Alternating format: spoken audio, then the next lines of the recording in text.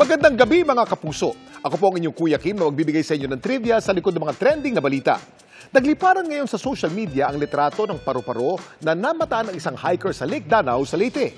Ang kanya raw kasing na-videohan isang napakailap na paru-paro sa kanilang bayan. Habang nagtitrek kamakailan sa Lake Danau sa Ormoc City, Leyte, sina Patrick bigla daw natigilan sa kanilang naispatan. Sabi ng kasama ko na, uy, may blue na butterfly.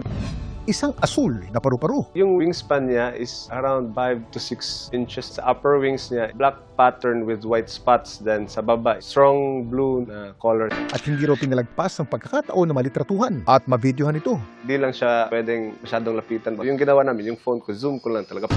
Ang kanila kasing nakita, isang napakailap na paru-paro sa kanilang bayan. Ito ang Lexia satrapes ormocana o ormocana butterfly. Iconic siya dito sa Ormoc. Sa photos ko lang sa Facebook nakikita yon. Iba siya sa actual, mas maganda, mas solemn. It was amazing na nakita up close. Kasi first time ko nakita ng ganun. I was happy to share the video sa social media and proud that Ormoc City has that kind of species na sa Ormoc lang din makikita. Pero bakit nga ba may mga hayop pati na halaman na endemic o tanging sa iisang lugar lamang nakikita?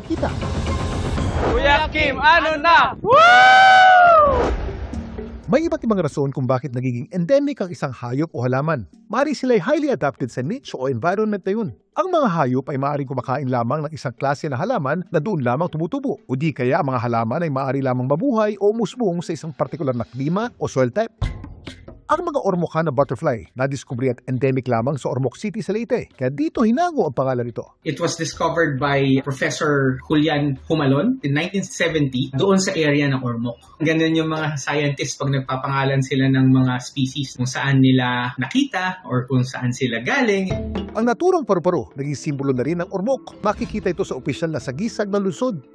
Ang sighting kamakailan ng ormocana butterfly sa Lake Danau, isa ring magandang sinyalis ng napakayamang kalikasan sa lugar. It means that yung ecosystem doon sa area ng Lake Danau could be very, very good. Napaka-balance pa niya. Kaya may nakikitang ormocana butterfly doon. Because the presence of these butterflies are indicators of a good, thriving ecosystem.